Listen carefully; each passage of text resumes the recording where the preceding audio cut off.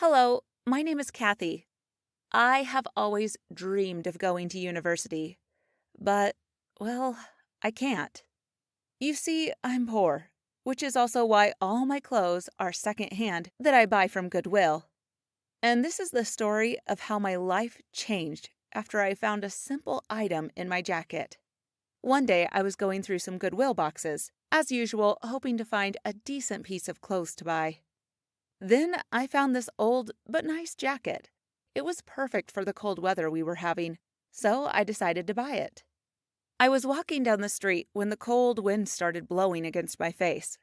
I put my hands in the pockets of my new jacket. That's when I felt something was inside of my pocket. I stopped walking, pulled it out, and discovered it was a signed collector's baseball card.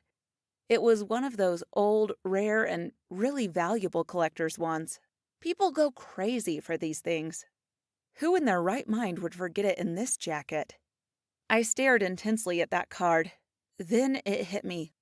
Right now, I'm holding in my hands not only a card, but a huge amount of money. I basically just won the lottery. I hit the jackpot. I can't even describe how happy I was. Anyway, I started wondering if this is maybe a sign. My luck is starting to turn around. This could be the answer to my prayers, right? This little card costs a fortune. The money from it could send me to a good university, like I always wanted. When I got home, I immediately went to my room, locked the door, and sat with my treasure. But a feeling of guilt started in me. Why am I feeling like this now? I am the one who found the jacket. It's not like I was going to find the owner now. The next day at school, I could not stop thinking about it. It was frustrating. I couldn't make a decision. So I decided to tell Rachel. Rachel is my bestie. Everyone tells her she's pretty smart for her age. We've always got each other's backs. When I showed Rachel the card, she was stunned. Do you know how much this thing costs? I told her a lot, but I don't know how much exactly. Rachel got on my computer and searched online. After a few moments, she looked back at me and said, "You better start making a plan.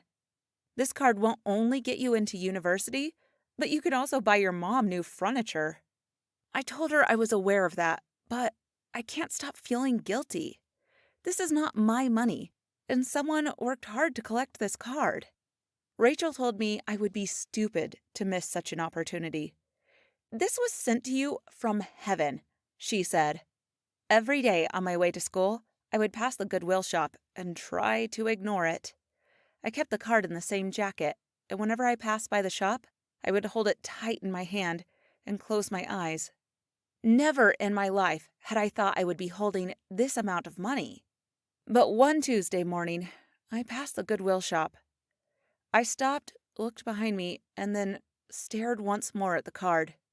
I sighed, put the card back in my pocket, and continued walking the opposite direction. I went back to the shop with Rachel, on the phone, yelling at me and telling me I'm stupid.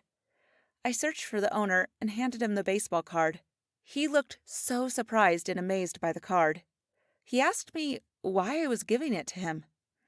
So I explained where I found it, and that the first owner of the jacket might be looking for it. That day at school, I received a phone call from a strange number. I answered it. It was a woman. She introduced herself. Her name was Layla, and she asked to meet me at the Goodwill shop after school. She didn't even say why. She just asked me to trust her. Of course, Rachel was beside me and asked to come along. When I arrived at the shop, Layla was already there. She looked so sophisticated that it didn't take me too long to recognize that she was pretty wealthy. She thanked me for returning her baseball card. She said her husband used to collect them back in the days. Layla said that when the shopkeeper called her to tell her about the card, she was astonished that anyone would actually return it. Then she asked me to tell her a bit about myself, so I did. After listening to me, she smiled at me and said that she liked my personality. She said that I was a very ambitious girl and that I reminded her of herself. I thanked her for saying such kind words and got up to leave.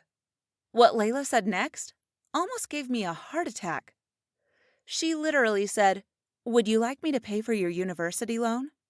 It took me a moment before I could answer. Am I hearing things right? Am I dreaming? Typical Rachel pinched me and whispered, "You are not dreaming. Answer the woman." I waved my hands and told her that it was too much just for returning a card. Layla chuckled and said, "No, it's not.